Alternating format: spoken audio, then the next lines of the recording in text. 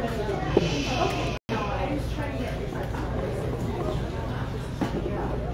morning. Welcome to Second Saturday, everybody. Yeah. Let me stand. Let's do the pledge, please.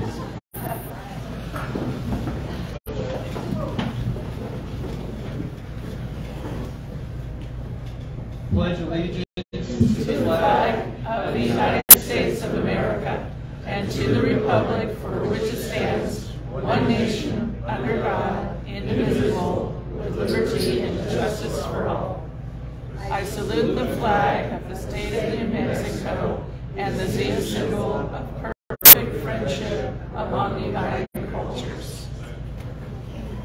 Thank you very much. Have a seat. Or don't have a seat. I don't care. You don't. She can read it, or she wrote it. I know she wrote it, but come on up. Let's go. If she can read it, she's going to have more emphasis than me. Right there. Land acknowledgement. I think that's what Hi guys, if you don't know me, I'm Leah.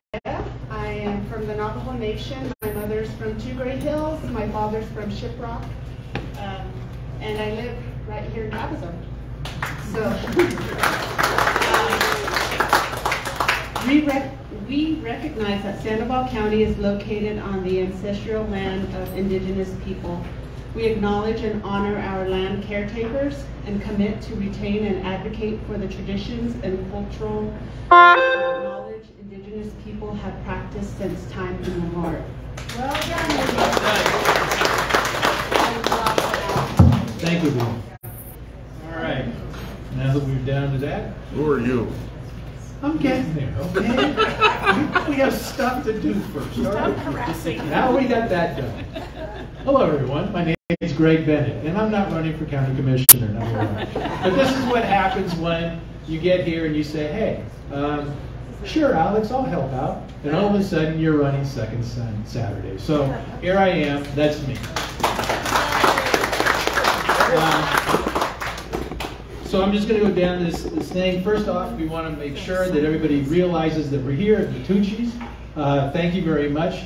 Remember, these places don't just open for us. They're open all the time. Please support them. We love having these places, so please support them. And the wait staff, make sure that you are very nice to the wait staff. They're not just doing this out of the love of their heart. They're doing it because it's their job, so please pay them. All right? Thank you very much. Thank you, everybody, for coming. I appreciate that. We have a great turnout. Usually at the end of last year, we had 2 or 3 people here. We have almost a packed house, so thank you very much. Let's see. Acknowledgement of any executive members, executive committee members, or anybody here. Please raise your hands.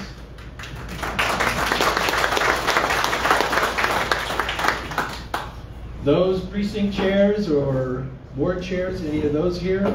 Thank you.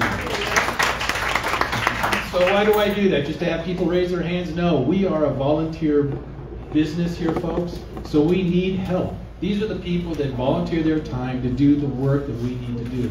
And so we want to reach out to everybody. And if you want to volunteer, please come see us. We can put you to work. If you only have a couple hours a month to give, we'll take you. If you have more than that, we'll take even more of you. So please, give. All right? Thank you very much. Elected officials. So this is where we get to our elected officials. We have elected officials here. Barbara. Would you like to speak? Yes, you would. So come on up. Right now. Let's go. So soon. Well, that's okay. We're going to get you. I'm an attorney. I'm always prepared for talking. I put some handouts on your table. I'm Barbara Romo. I'm the district attorney for Sandoval County, Valencia County, and Cibola County. And I'm the district attorney here because of the hard work of people like all of you. Believe me, it wasn't easy. It was a hard fight, and it was a close fight. But what I'm here to talk to you about today is the money that we need I'm going to be asking the legislature for money to hire the prosecutors in our office that they've already deemed that we need. So what happens is they at some point funded me to have so many attorneys and support staff, but they didn't give me the budget to pay them all. So this request that I'm asking for just covers the need to fill my vacant positions. And as you can see, Sandoval County is part of this graphic, but everybody knows violent crime has increased. It's increased in our district. You know, everybody knows about the homicides in Albuquerque. Well, we had 45 homicides in our district last year. Yes, it's 3 counties, but it's still 45 homicides. And that's 45 homicides with all of the other community crimes that we have to split among the prosecutors that I have. And it's very challenging to try to keep good, committed, dedicated prosecutors who want to stay here and be a part of the community, and that's what I'm trying to do. So if you talk to your legislators, I always have a problem with that, please let them know to support our budget requests, because, you know, ultimately my job is to keep this community safe to the best of my ability. And yes, the community crimes has gone off the roof. That's like the burglaries, the shoplifting that makes the prices go up, all those things that affect us. Now, I am a huge advocate of diversion programs. But guess what? Diversion programs cost money, not necessarily out of my office, although I do have a diversion program in my office that costs money, but it also costs prosecutors to be a part of that. See, when people talk about throwing money at, you know, the public safety, the officers, and the judiciary, that's fine. But what you have to understand is that we're all one piece. You can't fund the judiciary and the public defenders without funding the cops and the prosecutors. You just can't. We're all one unit. You know, you talk about catch and release. Well, you fund about all the police officers. That's great. They're going to arrest them. Who's going to prosecute them, right? So, I mean, this is a real need. We have the money in the legislature. I always have. I'm a big person in numbers. We have the numbers to back it up. And this is for you all. This is for us to keep our community as safe as possible. And I wish I could say that as the fastest growing county in the state, we're just attracting all good people and crime rates going down. But you all know that's not reality.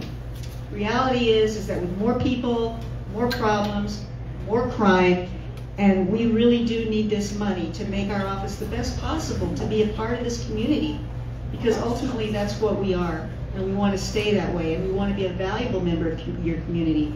So please, if you have an ear, any of your representatives or senators, please ask them to support our request for funding. Thanks.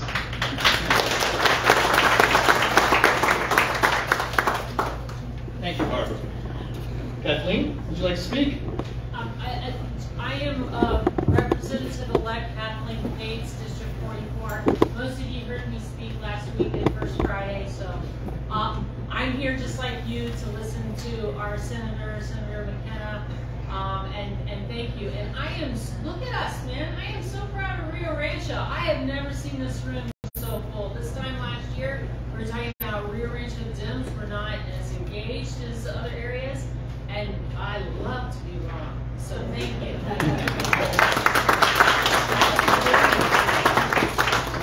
You're always Hi everyone, thanks for being here. Captain Bright, Sandoval County Commission District 1. I think I'm talking next week on First Friday, or next month on First Friday, so you can hear me then if you come to the range. In the meantime, I'm so grateful to our governor and all of the advocates that pushed forward Joshua Jones to replace him.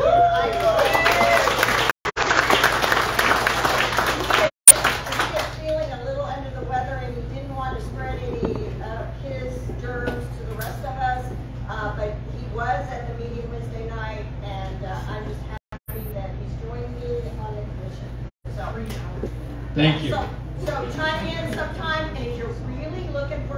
entertainment. Watch the very end where our infamous Commissioner Blog has his monologue. Thank you very much, Kathy. Yeah, I'm sorry that Josh didn't make it. I want to make sure that everybody understands, everybody knows that he was appointed as county commissioner this week, or he was pledged in, sworn in, I should say. So he was here outside for a moment, but then I guess he bolted because of his illness. So good luck to Josh. So thank you very much. All right, Greg? Yes. He only served 2 years too. He's only going to serve? Before an election. Yes. Before he has to go up for election. That's exactly right. So we can kind of keep that in mind. This is a temporary situation. He'll be eligible to be reelected. Twice, he can serve 10 years. 10 years.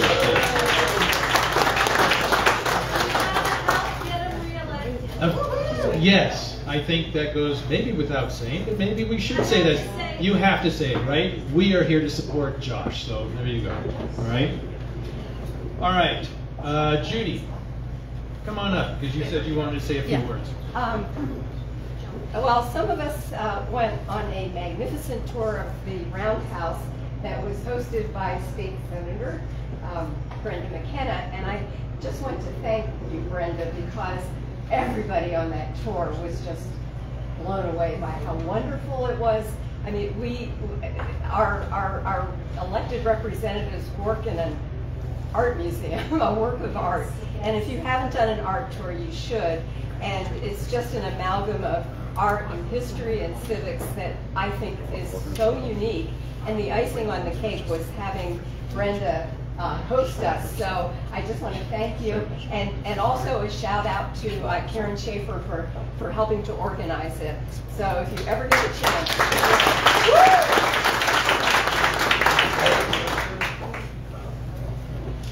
Okay, James, come on.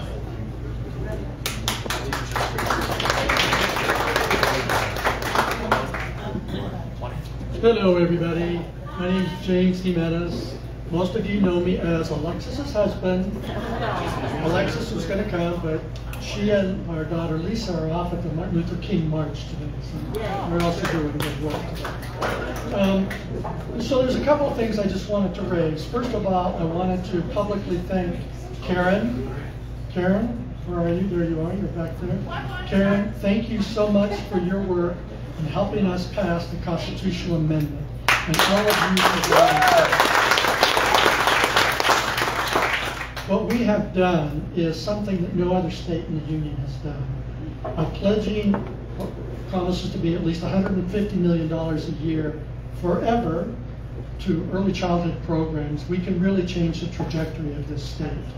So that's the first step, right? Thank you very much for that. Second thing, though, is that, of course, the legislature has to appropriate the dollars. The governor has put together a really great early childhood budget proposal that's in front of the legislature that my organization, which is called NNBC Action Fund, is supporting. Now, the legislature has put together, the Legislative Finance Committee has put together another proposal that is not quite as good. Decent, but not quite as good as what the governor has proposed. And so I would ask you all to take a look and compare the two.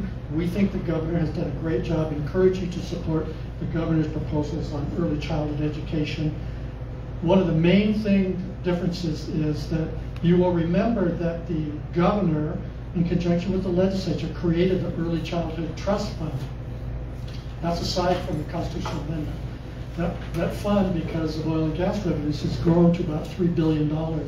Some people have their eyes on that and want to start diverting that to other good programs, worthwhile programs, but we have not yet built the early childhood system that our children and families need. And so what we ask the legislature to do is kind of keep hands off until we have that system built out at the level that we all need. That's the governor's position. That's the position we're supporting.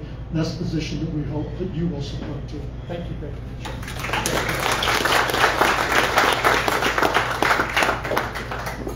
Thank you. Something we should all be looking at the chair here.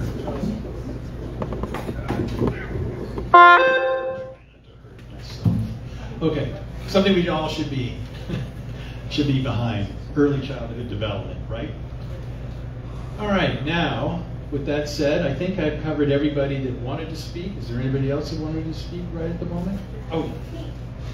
Brand, make my speech for me, please. Yours is at the end. Okay. Sorry.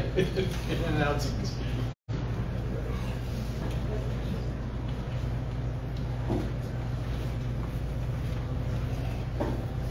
I will be very quick. If you are a sustaining donor, would you please raise your hand? Oh, see, look, isn't that wonderful? I'm the coordinator for the Sustaining Donor Program, and we have to say thank you in so many ways because you have made so many things possible that the county party has not been able to do in the past. And so I'm out there still recruiting. If you are not a sustaining donor, think about becoming one. It's very easy. 20 bucks a month or whatever works for you makes all the difference in the world. My goal still is we're going to have 100 and we're not quite there. So, thank you.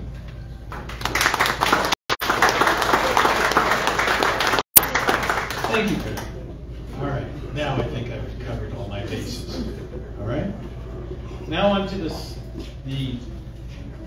speaker of the day. Brenda McKenna. How do I start this?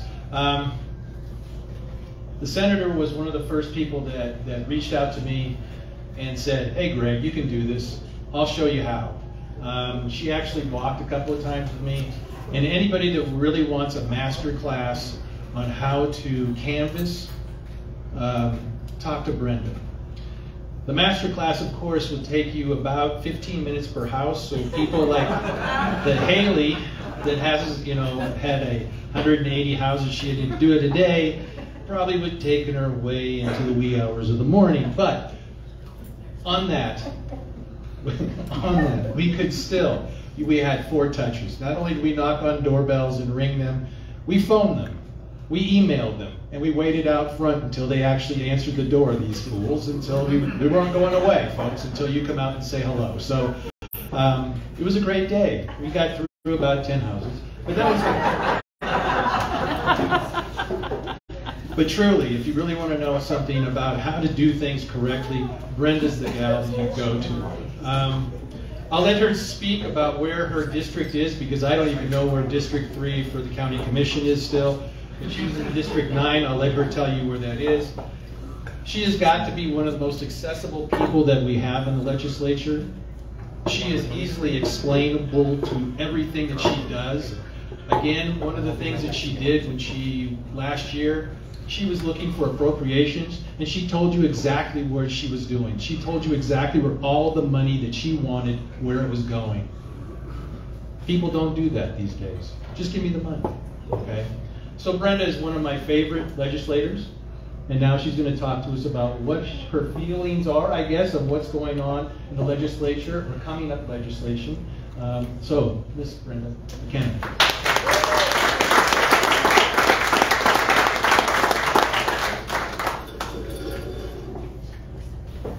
Give me a sec while I get my prop here, okay?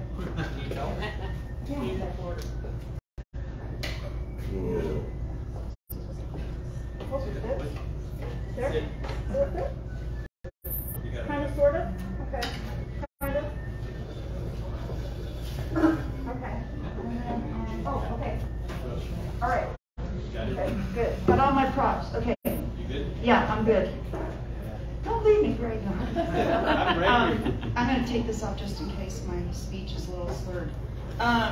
So, good morning, everyone. I'm Brenda McKenna. I am really proud to represent Senate District 9.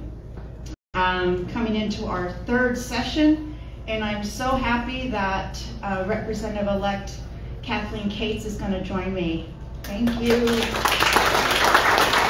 Talk about a canvasser too. I mean, she put the work in. That's why she's going to be our next representative here. So I thought what I would do is talk to you about what leadership and the governor's office is forecasting for a budget. talk about the Senate leadership priorities for the session, a little bit about the legislation I'm working on, and then take some questions depending upon how much time we have. Does that sound okay? Yes. Okay. Yeah. So Alex, I know you would do such a better job at props, but so I'm holding this up, and notice the little cutout at the end. So I'm holding this up because FY24 projected. You used to do this in trials, sir. Yes. FY24 recurring revenues estimated 11.994 billion. Of that, 3.591 billion is quote unquote new money. And so with that unprecedented amount comes a lot of opportunity. But we also want to be really careful, right? We don't want to miss the opportunity to take care of a lot of our fellow New Mexicans. But you know, our governor has some big plans, so that's what we're dealing with. And Representative Cates and I are going to probably have capital outlay money and junior money, and hopefully it'll be more than last year. Okay, thank you.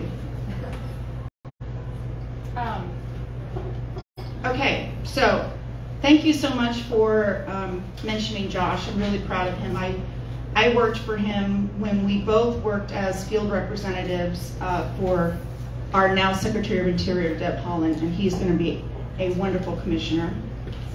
I still would want Greg Bennett to run again. I'll work on that.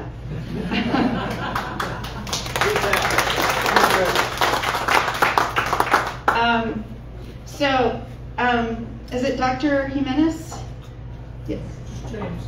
Okay, well, I know him as Dr. Jimenez. I'm so glad that he came up and mentioned the passage of the Early Childhood Trust Fund. What many folks may not know is that one of our delegation members was successful in stripping it out in DC. And your Congresswoman, Melanie Stansberry, and our Senate delegation and Representative Ledger Fernandez, they worked with the federal Senate leadership, Steny Hoyer, to get it back in.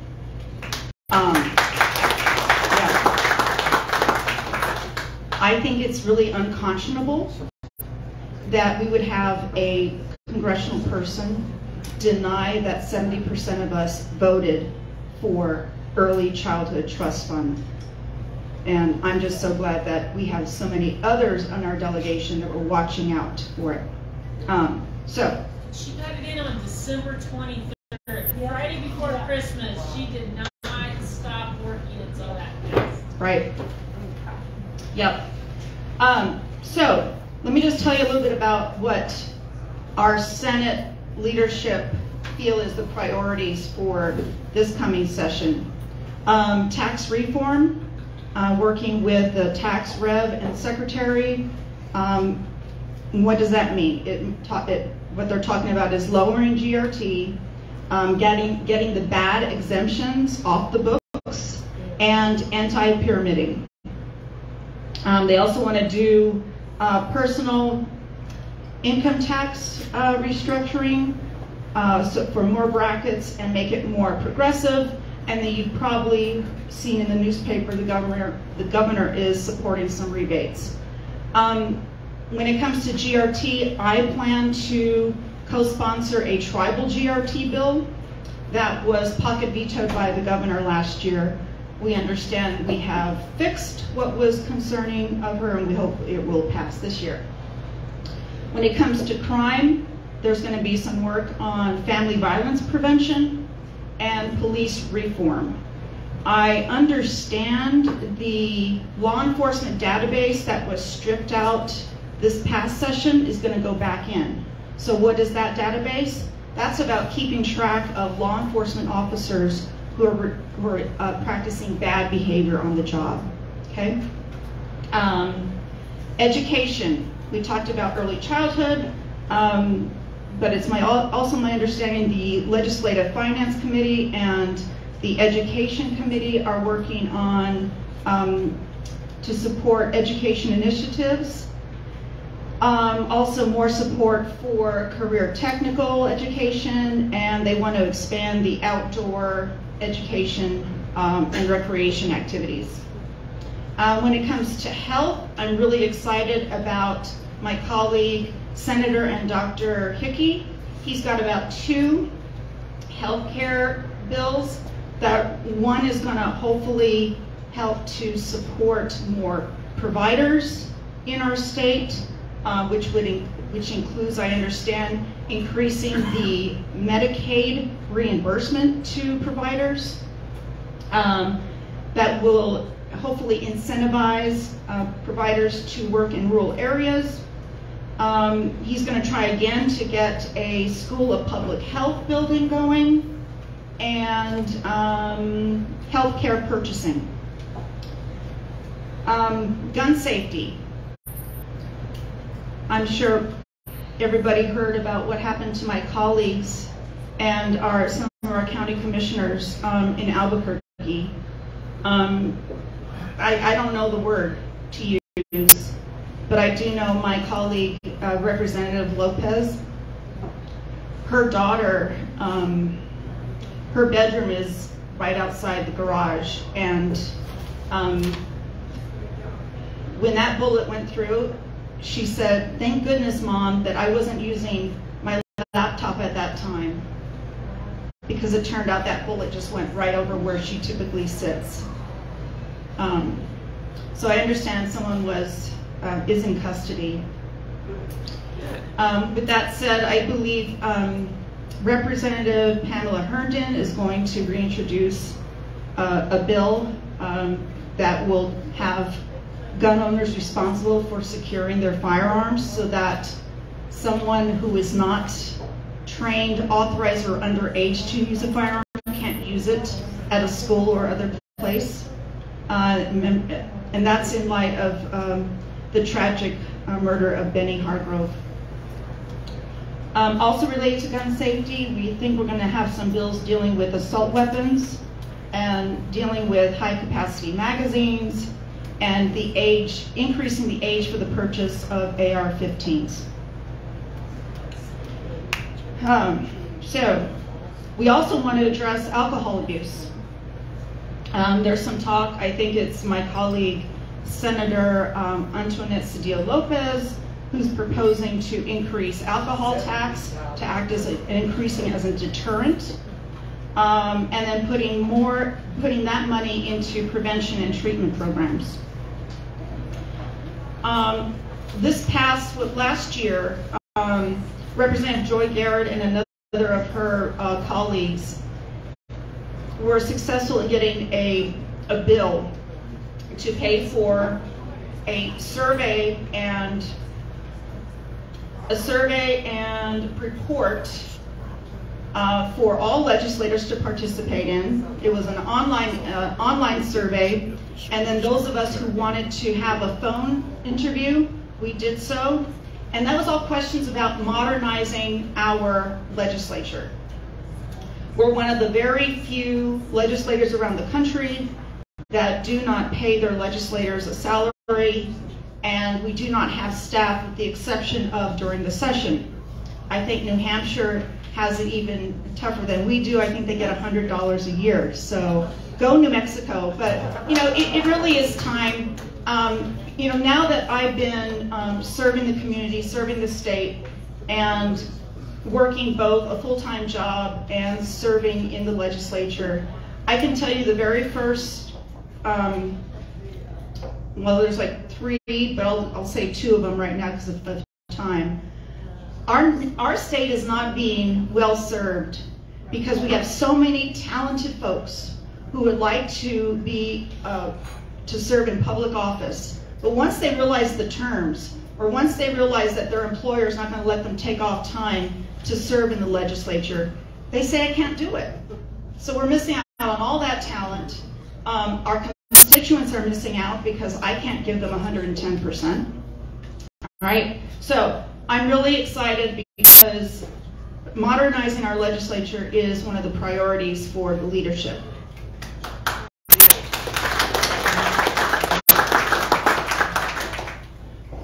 Environment, with the strong budget, they plan to do some infrastructure planning, long-term solutions to help with fires, floods, and climate change. And I'm going to really work hard to get Secretary Kenny, who is our Cabinet Secretary for the Environment Department, more resources. Because, you know, I've been talking to him. We have something really old on the books. And when I mean old, it hasn't been adjusted for inflation. And that is increasing the penalties when bad actors contaminate our land, air, and water. And unfortunately, our chief bad actor is the U.S. government. It's sad to say, but it's true. So anyway, I've been proposing to increase these penalties.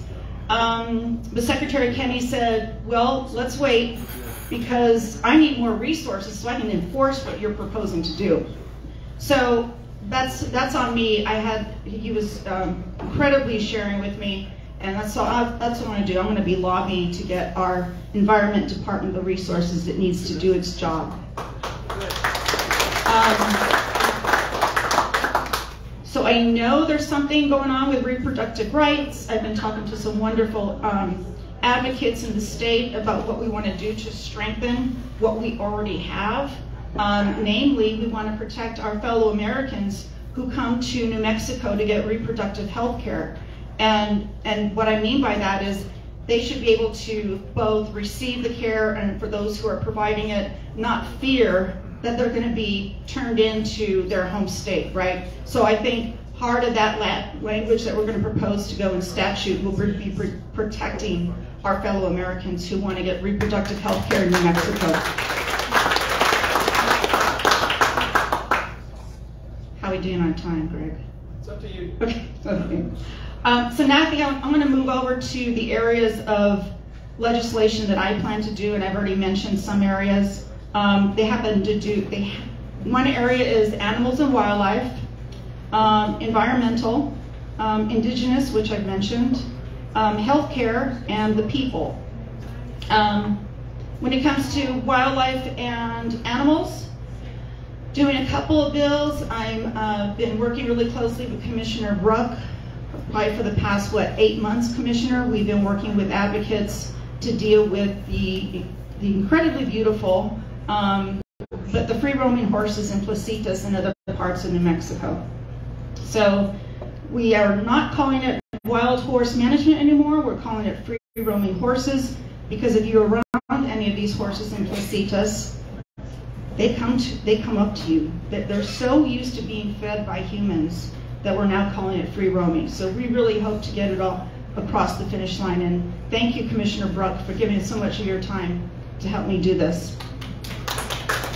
Oh, and by the way, it's being co-sponsored by your new representative too, Matt McQueen, okay?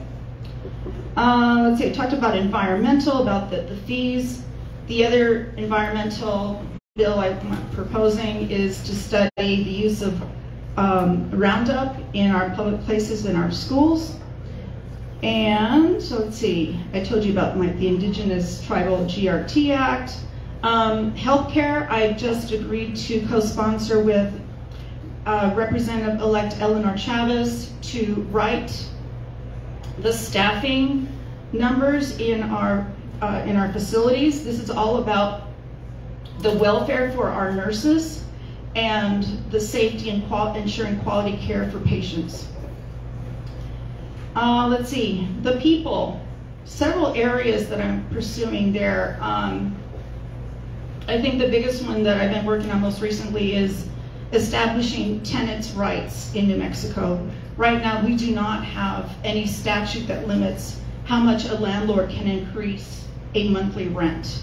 And probably many of you have friends, family, or maybe even yourselves experience this astronomical increase in the rent. And so, there's states in the union that do have limit controls, namely Oregon and California. So I'm proposing I'll be working on that, and I'm working with County Councilor Tammy Fivelcorn? Yeah, Feeble corn, yes. Thank you, Pete. And also some experts from UNM is long overdue. We need to control the outlandish increases in rent. I'm also proposing, once again, to study how New Mexico conducts its redistricting. And so I'm asking for a task force to study how our 33 counties and municipalities conduct redistricting every 10 years. I'm also co-sponsoring a resolution for the District of Columbia for statehood.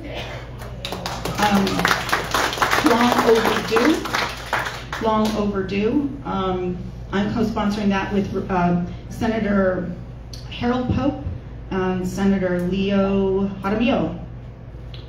All right, what else am I doing here? I'm doing a health, let's see, it's a public safety bill that we get all of our first responders using the same system. We have states of Arizona, Colorado, I think even Utah, they use one system, and this is all about ensuring that our first responders, law enforcement, fire, and paramedics can get to an emergency faster, okay?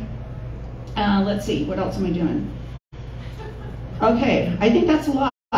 So, and there's a couple of others that are kind of in the baby steps, but I think with that, that gives you a good sense of where I'm going the next 2 months. All right. I'm so pleased to have Representative-elect Cates with us.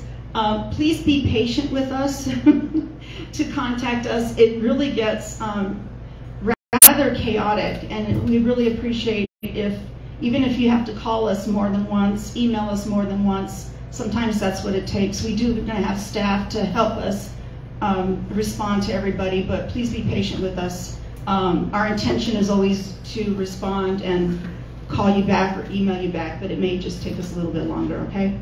All right? Greg? Thank you. Yeah.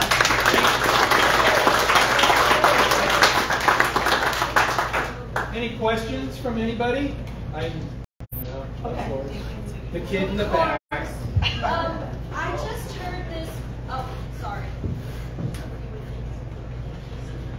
I just heard this Wednesday that Roosevelt, Chavez, and Curry County have outlawed abortions in their counties, their county commissions.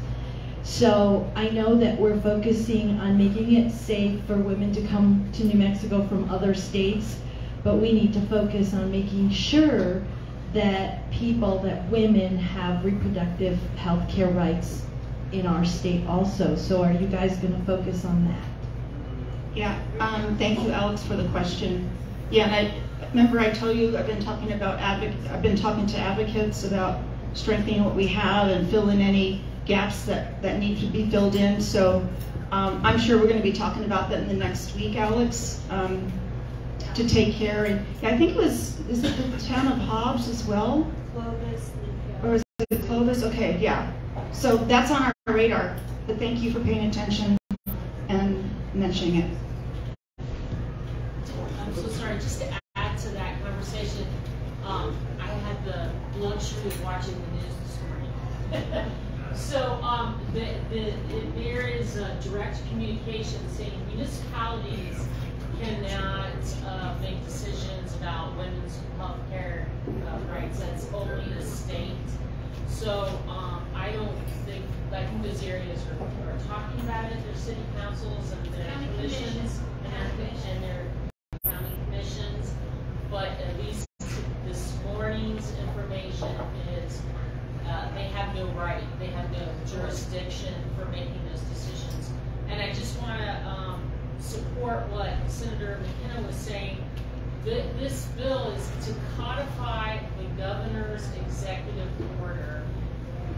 We already have protecting women's reproductive rights here. We're codifying her executive order, which really is based on confidentiality of all healthcare information. So know that it will help everyone regarding this, that other states are not, other entities are not allowed to get your personal healthcare information. Thank you. Hi, I'm Suzanne Bingham. I'm new to the area. Welcome. I happen to be from Washington, D.C. And this yeah. But I retired from the United States Senate. I worked for 3 senators and I was on the Senate Banking Committee, so I'm really anxious to get involved. I have a couple of questions. Could you move your mic up closer? In my mouth? Yeah. Oh, I can hear me now. Yeah. Okay. In reference to the criminal new laws, as I've been studying state legislature, I'm very used to federal, so it's new for me. But are you going to look into having legislation proposing that the parents of children that do harm are charged criminally? I mean, for not having guns in the safe place, not taking care, and that child goes out, especially these young ones. Look at the 6-year-old, where, you know, and where I came from, you know, my family came from Newport News, Virginia. And that is something that some states are looking at and are doing. So anyway, just trying to bring that up. If you would look into it, you should make the parents responsible when these children do damage. Yeah, and yeah, thank you. And yeah, that's what Representative Pamela Herndon, her bill, which honors the murder of Benny Hargrove, would do. And it, you know, it was defeated last year, but it's coming back again this year. Well, good. That's also, I just think it's just appalling that the state legislature is not being paid. I don't understand it. You're the only state in the union that I know of, and I have worked with various state governments, you know, governors and so forth over the years. Even if it's, I realize you get stipends, but you know, we're gonna fix it. Well, I hope so, and I think it's absolutely crucial. It makes no sense. It gives people. Then I also have, sorry, but I have one bill that I'm very concerned about, and this is the HR 75, the Medical Practice Act. It passed, the governor signed it. I do want you to know that my doctor has taken me 6 months to get in to see doctors here. They're leaving the state like crazy. This bill, which is has now, they managed to get the in the last session, the language of the bill changed for until 2024. But you have to understand, this sounds like a great bill. It is a for-profit bill for the trial lawyers, who happen to be the Representative Eli, Damon Eli, I believe it is, and also the chairman of the Judiciary Committee, which shocked me because I was watching it, was saying that the problem is with this bill is that doctors cannot get insurance. They will not be insured. And my doctor has already said, if we don't get help with this, we're leaving the state. Because what person, what doctor, what attorney would have practice without liability insurance? And so the question is, what can we do about this? I mean, I hope they're still working on it. And my doctor had called me and said, you know, if the press calls you, would you talk to them? I said, certainly. I have a lot to say. So, but I don't want to take that much more time. Okay. So I would just reach out to you that after this meeting, please, so we can hear her. It's okay. I've done a lot of research on this issue. I strongly disagree with you, but I have done a lot of research, and I'd love to be able to talk with you about how not only how the bill was passed, but really what the bill states.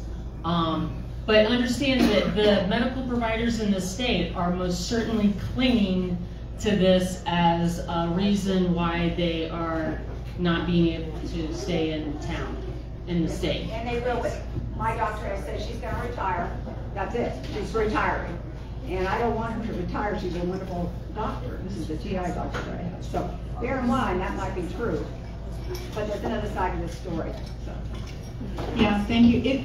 That's a very controversial bill, and it came back because it needed some patchwork, and so it will probably come back again.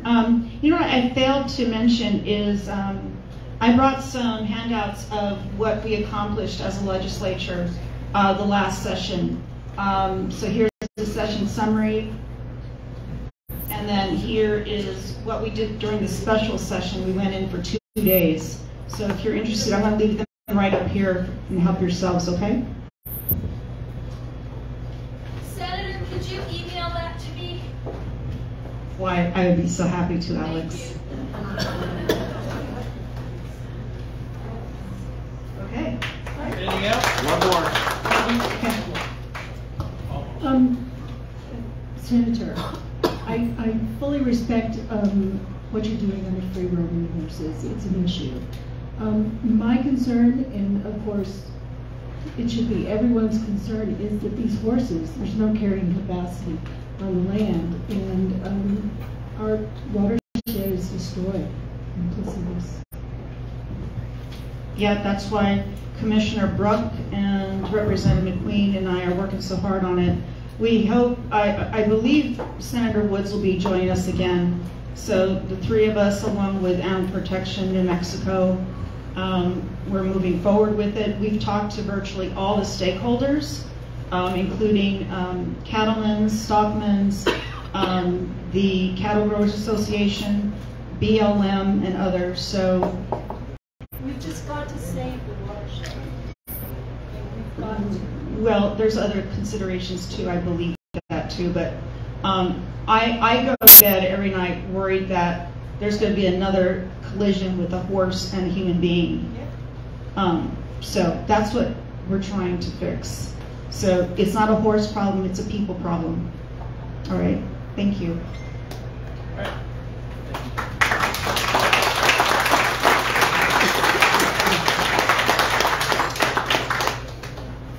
Thank you, Brenda. You know, so what do you do on Tuesdays? That's just Mondays. Yes, thank you. All right, so that was our featured speaker. We now have some announcements. Anything else before I go on to announcements? Pete has told me that there are still some seats left for the New Mexico Democratic Party shindig in Santa Fe. Tuesday evening, Brenda, Kathleen, you two are Cop and Spice. Okay, we need the money, please come. How much are the tickets? That I don't know. He didn't tell me. It's well, the figures are free. Okay. How much? Well, I heard they were 500. Yeah. 500 and up? Okay, so everybody should get 2 or 3. But there are still some seats left for those people who can afford them. All right. Please visit our website, events section, for more information regarding any and all of our events at SandovalDemocrats.org. Check our calendar on our website for any of those events. January 28th, we are getting together for a coffee at our office, what I call the office, which is at 661 Quantum, just to sit around and jawbone and talk about whatever's on your mind. There's no agenda, there's nothing there, it's just people getting together, having a good time and spitting at each other, stuff like that, okay? All right, it's a good time. Brett, what time? What time? Everything's 11.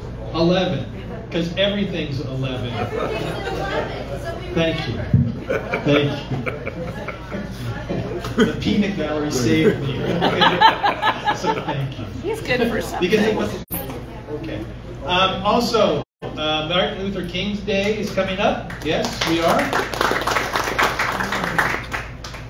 Prop time. Here's my prop. So, as our service for Martin Luther King Day, we are collecting diapers, baby wipes, plastic bottles, formula, all that stuff to go down to the border. Bring it on Monday. Between 2 and 5 to the office. 2 to 5 in the office, and there you go. So please, give generously. People need that. And it's going to infants at the border. Infants at the border, yes. Okay. You can sign up for our newsletter at our website. We already talked about Pete. Newsletter includes everything that we got, everything that's going on. Anything else? Yes? What did I forget? Yes, I did. Taking my prop away of one hand. People are going to tell me to shut up, sit down, but I want you to know that the New Mexico Federation of Democratic Women is having their legislative day next week, the 25th. And if you are a member of the Sandoval County Federation, you should certainly think about going. And if you aren't, you should think about joining. It's just $20. I am no longer an officer with the Sandoval County Federation of Democratic Women, but I can't quite seem to leave it alone. So if you're interested in going to the legislative day or joining, please let me know. Thanks. Thanks, Brenda.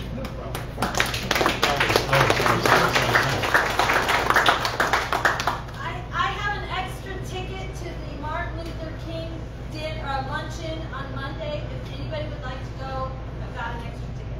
Okay. Anybody else? Anything else you'd like to speak about? Yes, sir. Comment, please. Put your mind at rest. Per Dillon's rule, in these United States, and Justice Dillon got himself to the U.S. Supreme Court, all municipal and county governments are creatures, legalistically, of their state legislatures.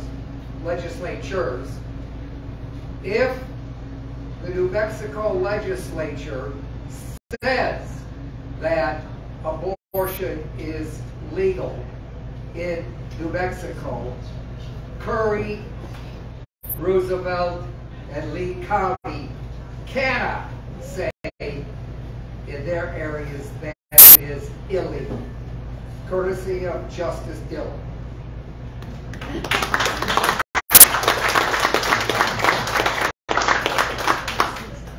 And there you go.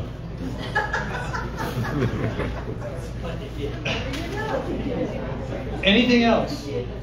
The ACLU would also have something to say about that as well. I mean, we've had the head ACLU attorney come out and say they can do whatever they want to do, but it's not legal. You can say whatever you want to say, but it means absolutely nothing. So let's go on. Okay, anything else before I adjourn? Thank you again, AV people, for making this possible. AV person. AV person, thank you for making this possible. Without you, we're just a bunch of handcuffs. So please, thank you. Anybody else? Thank you. Thank you. Thank you, and have a good afternoon.